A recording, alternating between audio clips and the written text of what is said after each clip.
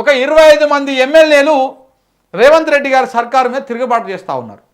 దీంట్లో ప్రధానంగా కీలక పాత్ర పోషిస్తున్నటువంటి ఎమ్మెల్యే మునుగోడు ఎమ్మెల్యే రాజగోపాల్ రెడ్డి గారు, కోమటిరెడ్డి రాజగోపాల్ రెడ్డి గారు దీంట్లో చాలా కీలక పాత్ర పోషిస్తూ ఉన్నారు.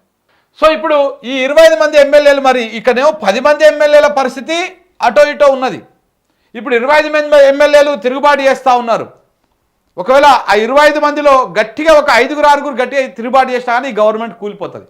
ఎందుకంటే మొత్తం ఈ గవర్నమెంట్కి ఉన్నటువంటి కాంగ్రెస్ పార్టీకి స్వయంగా గెలిచినటువంటి సీట్లు 65, 64 ఉండే. మొన్న బైపోల్లో ఎంపీ ఎలక్షన్స్తో పాటు జరిగినటువంటి బైపోల్లో కంటోన్మెంట్ ఉప ఎన్నిక గెలిచింది కాబట్టి 65 అయింది. ఈ 65కు ఒక 10 మంది ఎమ్మెల్యేలు బీఆర్ఎస్కి వెళ్ళి వచ్చి చేరిరు.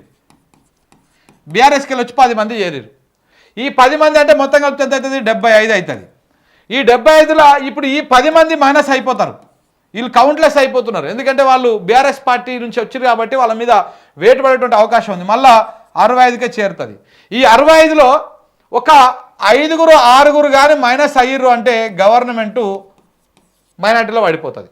59-55కి పడిపోతుంది. సో కాబట్టి గవర్నమెంట్ కూలిపోయేటువంటి అవకాశం ఉంటుంది. అవిశ్వాసం పెట్టాల్సి ఉంటుంది గవర్నమెంట్ మీద, రేవంత్ రెడ్డి సర్కారు మీద. అవిశ్వాసం పెడితే సరే ఎవరు గెలుస్తారు ఎవరు ఓడతారు కానీ ఒక చర్చ అయితే అవుతుంది. మాది ప్రజాపాలన, మాది ఇందిరమ్మ రాజ్యం అని చెప్పేసి ఈ గప్పాలు కొట్టుకుంటున్నటువంటి ఈ బ్యాచ్ మొత్తం కూడా ఒకవేళ కనుక అవిశ్వాసం పెట్టి ఈ గవర్నమెంట్ కనుక కూలిపోయింది అనుకో, అప్పుడు రేవంత్ రెడ్డి గారు చరిత్రలో ఇంకా మంచిగా నిలిచిపోతారు. ఇప్పుడు ఏది ఏమైనా రాజగోపాల్ రెడ్డి మాత్రం కాంప్రమైజ్ అయ్యేటువంటి అవకాశం కనపడతలేదు. బతిమిలాడనంటారు, బతిమిలాడిండు.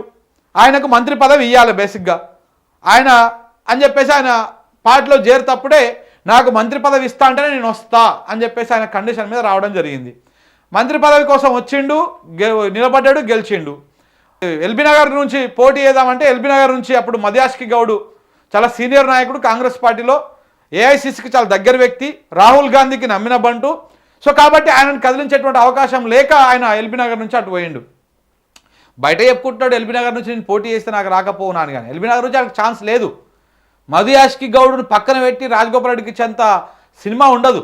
మధుయాష్కి గౌడు లాయల్టీలో, కాంగ్రెస్ పార్టీలో ఆయనకున్నటువంటి ప్రియారిటీలో కోమటిరెడ్డి రాజగోపాల్ రెడ్డికి ఓపెన్గా చెప్పుకుంటే 10% కూడా ఉండదు.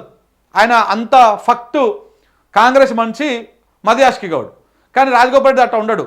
నిమిత్తం అంటే కాన్స్టెంట్గా ఒక దగ్గర ఉండేటువంటి ఒక ఈ పని మీద ఇక్కడనే బాగా ఉంటాడు, మంచిగా చేస్తాడన్నటువంటి మనస్తత్వం ఉన్నటువంటి వ్యక్తి కాదు. నిశ్చలమైనటువంటి మనస్తత్వం ఉండదు ఆయనది. ఇటు ఉంటాడు, అటు పోతాడు, అటు ఉంటాడు, ఇటు వస్తాడు. ఇప్పుడు చూడండి, ఇప్పుడు ఫస్ట్ ఏమన్నాడు కాంగ్రెస్ పార్టీలో ఉండినా, కాంగ్రెస్ పార్టీలో ఉండి పీసీసీ పదవి కోసం వాళ్ళ అన్నకు పీసీసీ పదవి ఇవ్వడం కోసం అప్పుడు రకరకాల చర్చలు ఇవన్నీ జరిగినాయా. దాని తర్వాత పీసీసీ పోయింది. పీసీసీ పోయినాక రాజగోపాల్ రెడ్డి, వెంకటరెడ్డి ఏ రకంగా వ్యతిరేకించారు, ఏ రకంగా మాట్లాడారు మనం చూసినాం ఆ మీడియాలో. సంచులని, 100 కోట్లని, 500 కోట్లని వీళ్ళే మాట్లాడారు, అన్నదమ్ములే మాట్లాడారు. వీళ్ళిద్దరు డిఫరెంట్గా జగదీష్ రెడ్డి గారు చెప్తా ఉంటారు, రాజకీయ మంకీస్, రాజకీయ కోతులు వాళ్ళు అని చెప్పేసి.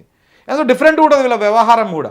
సో కాబట్టి ఏమైంది, ఎమ్మెల్యేలు పీసీసీ రేవంత్ రెడ్డి కాగానే కొంత వీళ్ళు మాట్లాడినప్పుడు ఆయన కూడా ఏం ఊకోలేదు, రేవంత్ రెడ్డి తక్కువైంది తినలే, హోంగార్డే ఎస్పీ అన్నట్టుగా ఆయన మాట్లాడిండు.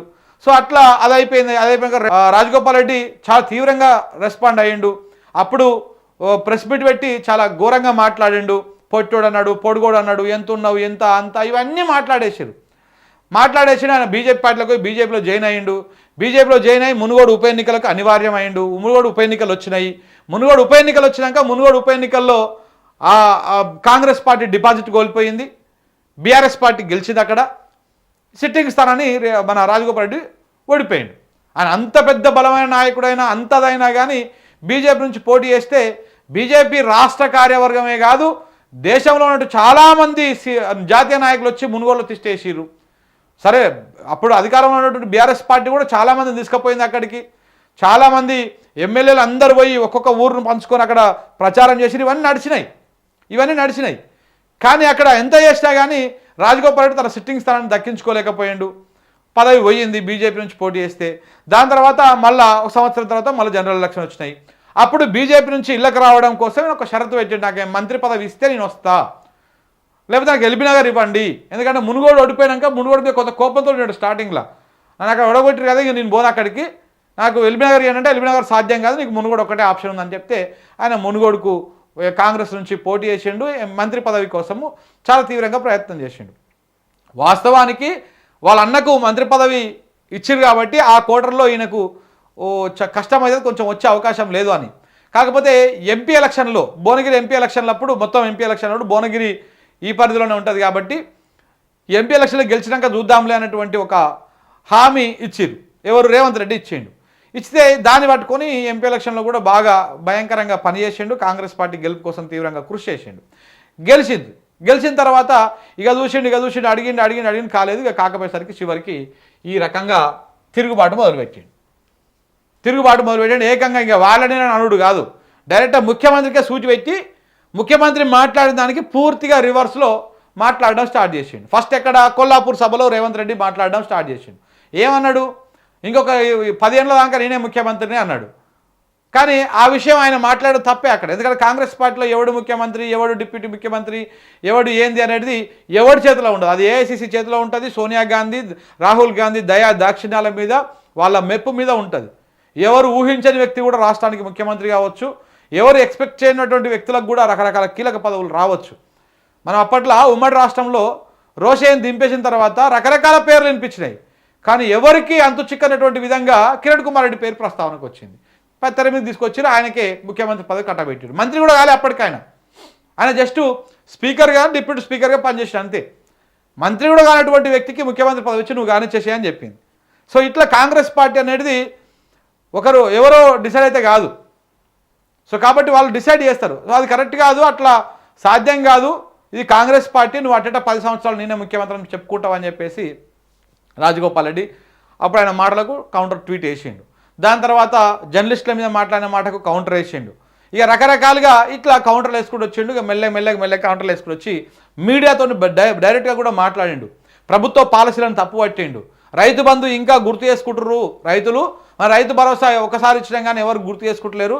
ఎందుకంటే మనం 2 సార్లు ఎగ్గొట్టినాం కాబట్టి ఆ విషయాన్ని గుర్తు చేసుకుంటారు అని చెప్పేసి కూడా చెప్పిండు. ఇవన్నీ చెప్పుకుంటూ వచ్చిండు వరుస పెట్టి. ఇక ఇప్పుడు ఏకంగా ఒక 25 మందిని జమ చేస్తూ ఉన్నాడు.